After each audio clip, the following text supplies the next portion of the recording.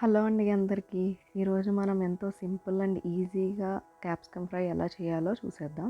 ఈ స్టైల్‌లో ఒకసారి చేసి చూడండి. క్యాప్సికమ్ అంటే ఇష్టం లేని వాళ్ళు కూడా మళ్ళీ మళ్ళీ చేయించుకొని తింటారు. ముందుగా కడాయి పెట్టుకొని ఆయిల్ వేసుకొని హీట్ చేసుకోండి.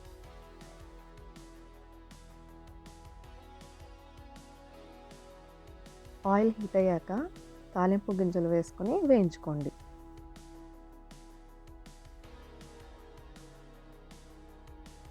ఇప్పుడు మనం ముందుగా కట్ చేసుకున్న క్యాప్సికమ్ ముక్కలు వేసి ఫ్రై చేసుకోండి.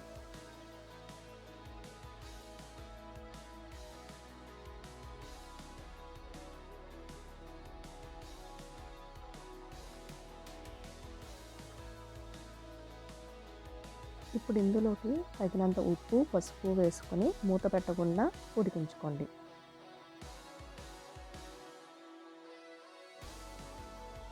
ఈ లోపల మనం శనగపొడి కోసం వేయించిన శనగపప్పు, ఉప్పు, కారం, జీలకర్ర, వెల్లుల్లిని పౌడర్ చేసుకొని పక్కన ఉంచుకోండి.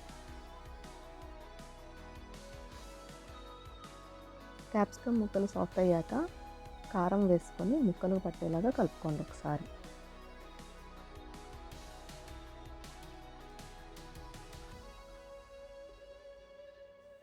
ఇప్పుడు మనం పౌడర్ చేసుకున్న శనగపొడిని వేసుకొని అంతా ఒకసారి కలుపుకోండి.